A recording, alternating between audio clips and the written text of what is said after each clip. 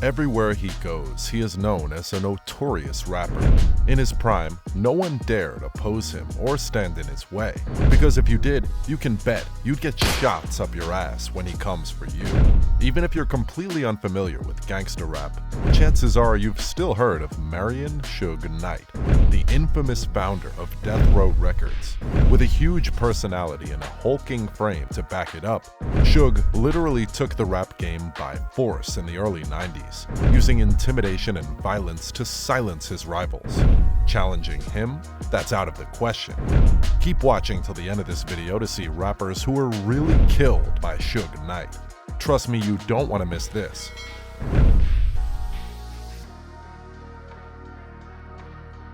The Notorious B.I.G.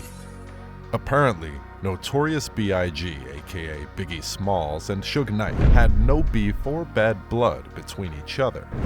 They never crossed each other's paths or nosed around each other's business. But that all changed when legendary rapper Tupac and Biggie Smalls were involved in an incident that led to Tupac getting shot at. Initially, both Tupac and Biggie Smalls were very close. They were so close that most people called them brothers. Biggie Smalls wanted Tupac to be his manager, as Tupac was one of the hottest rap artists at the time, but he turned down the request. He felt Biggie's manager at the time would turn him into a famous rapper. Tupac arrived at Times Square's Quad Recording Studios on November 30th, 1994, and was getting ready to head upstairs to where Biggie and his manager were preparing for a new track. On getting there, Tupac was gunned down in the lobby, shot 5 times, and was robbed of his jewelry. Thankfully, his injuries didn't leave him 6 feet under the ground, at least not yet. While Tupac was incarcerated for another incident, he came to believe Biggie knew about the attack ahead of time, and knowing Tupac, that meant war. Suge Knight had already signed Tupac to his record label, meaning if you came at Tupac, you definitely came at him too. If only Biggie knew how deadly Suge Knight was.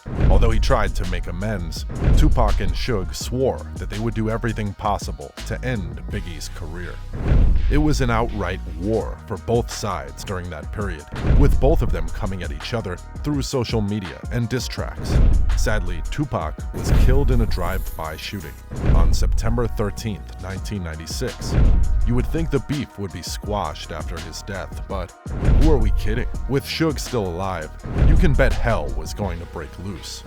The drive-by shooting was an attempt to take out Suge Knight. Unfortunately, Tupac took the hit. Less than a year later, on March 9, 1997, Biggie Smalls was shot and killed in a drive-by shooting in Los Angeles. Of course, the police had no evidence linking Suge Knight to the incident, but come on, it's the streets. He took a shot at the devil and missed, and that cost him his life. EazyE. The godfather of gangster rap, EazyE never had a love for Suge Knight. He hated him for everything he had, and it was something he wasn't scared of showing. He was one of the few rappers who never saw Suge Knight as a threat, and was definitely going to put him in his place. But Suge always has a way of taking out his rivals before they get to him. If EazyE was still alive, I'm sure their beef would have been tagged as the longest and most dangerous feud in history to ever exist, considering the lengths they were willing to go to get rid of each other. Their feud started back in the day when NWA, a hip-hop group formed by EazyE, started to split up. Dr. Dre sent Suge to check out EazyE's finances because he thought NWA's manager, Jerry Heller, was only taking care of EazyE and leaving everyone else in the crew hanging. And what happened next changed the rap game forever. Dre and DOC wanted out of their contracts with EazyE's Ruthless Records label, but EazyE wasn't going to let them go without a fight, and that's when Suge got involved. He rolled up on EazyE at a recording studio and pressed him about the contract.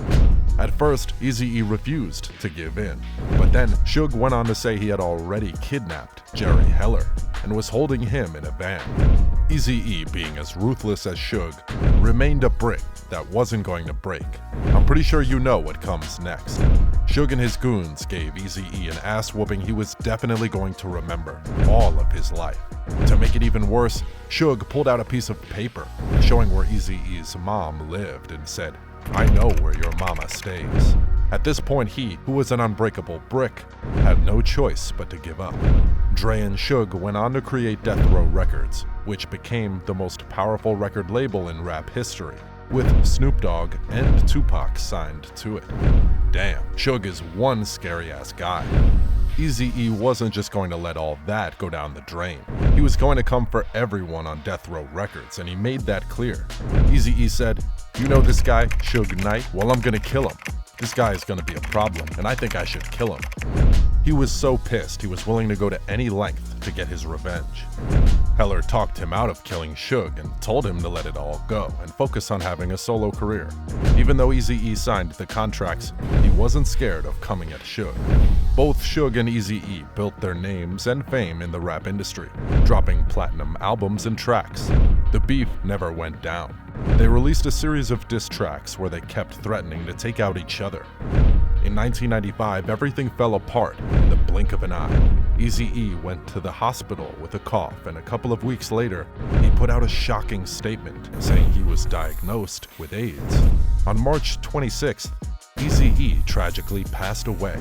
It was a bummer for everyone. Nobody understood how he could die so quickly without exhibiting any signs or symptoms.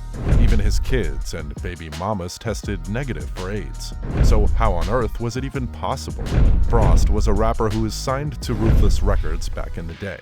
He aired out the whole situation in an interview saying, "Eazy got hurt riding ATVs, and somebody stuck him with a tainted needle, and he went to get acupuncture." He continued, "I don't want to say that name because it's the devil's name, but you know, another person in rap, if you know your rap history, calls him the devil, so you know who I'm saying."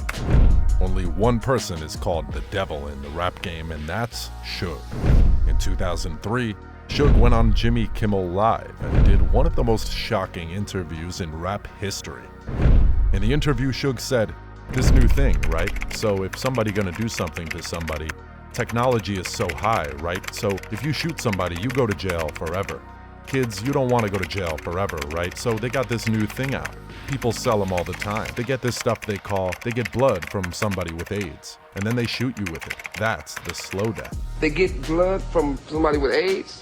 Yeah. And then they shoot you with it. Oh, so well, that seems bad. That's a slow death. I don't think you need a judge to point out that he definitely had his hands mixed up in EazyE's death.